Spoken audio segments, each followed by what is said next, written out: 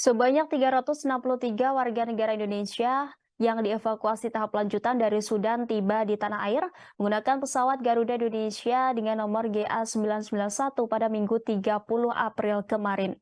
Sebelumnya pada Jumat 28 April, sebanyak 385 WNI telah diterbangkan ke Indonesia akibat perang konflik bersenjata di Sudan. Kementerian Luar Negeri mencatat total WNI yang telah dievakuasi dan dipulangkan ke tanah air sejumlah 748 orang. Salah seorang pelajar Indonesia di Sudan yang berhasil dievakuasi adalah Aribah.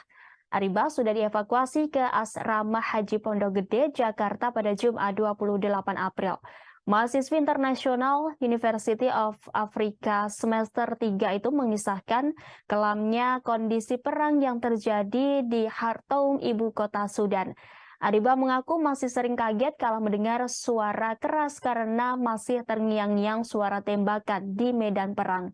Ia mengungkap suara tembakan yang terus-menerus membuatnya ketakutan dan sulit tidur.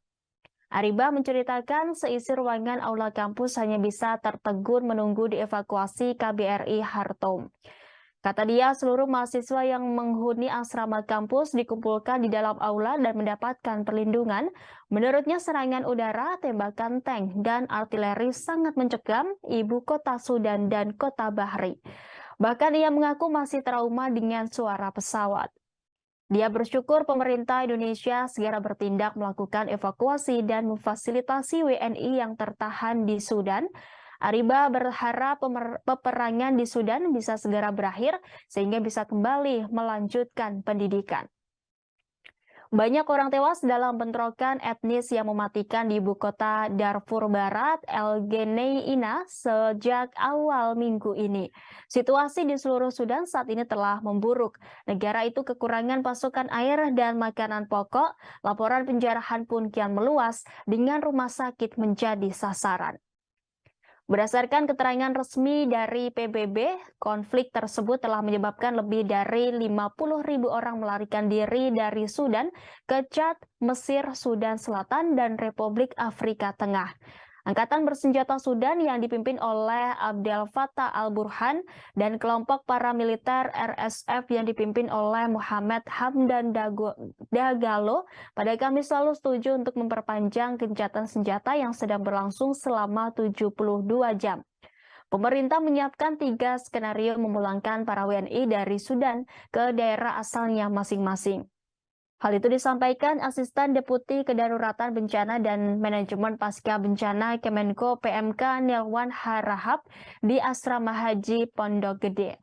Langkah pertama adalah melakukan asesmen dari mereka yang ingin melakukan pemulangan mandiri. Namun dalam hal ini nanti pihaknya tetap meminta kontak dari keluarganya atau identitas penjemputnya sebagai jaminan bahwa yang bersangkutan bisa selamat dan sampai di tujuan. Selain itu, Nilwan mengatakan para WNI juga bisa pulang dengan menunggu jemputan dari Pemda setempat. Dia menuturkan ada 5 Pemda yang sudah terdata akan menjemput warganya dari asrama haji, yakni dari Pemprov Aceh, Jawa Timur, Lampung, Riau, dan Bengkulu. Nilwan mengatakan pihaknya juga memfasilitasi para WNI yang tidak bisa pulang secara mandiri maupun tidak dijemput oleh Pemda setempat. Dia menyebutkan para WNI itu bisa pulang ke daerah asal melalui fasilitas yang telah disediakan. Kemudian skenario ketiga berkoordinasi dengan lembaga kemanusiaan di sana. Terima kasih sudah nonton. Jangan lupa like, subscribe, dan share ya.